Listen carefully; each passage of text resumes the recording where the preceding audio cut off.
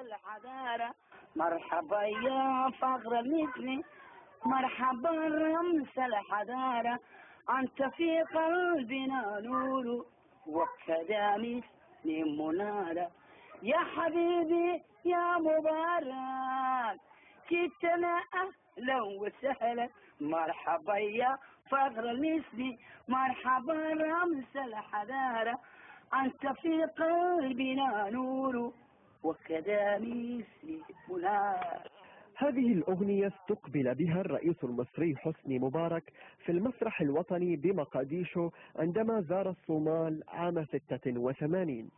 أما صاحبة الأغنية فهي المطربة الصومالية الشهيرة بنت عمر جعل، التي غنت في أكثر من بلد عربي ولأكثر من زعيم عربي. صدام نقالي صدام نقالي يا صدام نقالي كذا. ايوه والله العظيم، والله ثلاث مرات. ايوه يعني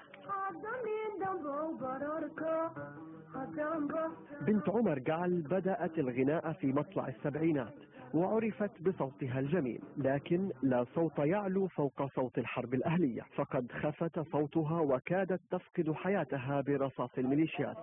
وفي عهد المحاكم الإسلامية الخالي من الحروب منعت المطربات من الغناء أو حتى من أداء الأناشيد الدينية. محمد يا رسول الله، محمد يا حبيب الله، محمد يا مختار الله. ليس غريبا أن تنسى بنت عمر بعضا من أغانيها أو تفقد جزءا من ذاكرتها، فهي تحمد الله أنها لم تفقد عقلها. نسيتها؟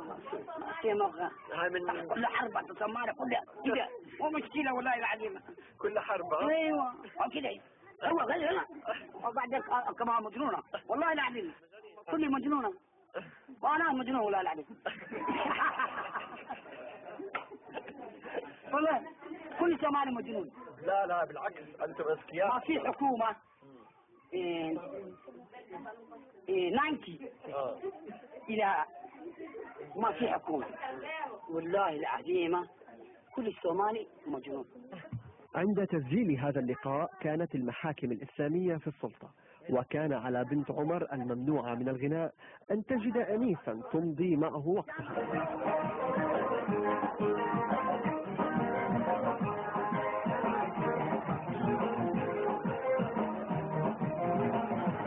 لعل الفنانين والمغنيين هم اكثر الرابحين من زوال نظام المحاكم، فقد عادوا لإقامة الحفلات الموسيقية من غير اي مضايقات من قبل المحاكم الإسلامية كما كان في السابق. الفنانة بنت عمر جعل تحيي الآن حفلة للزواج في العاصمة مقديشو.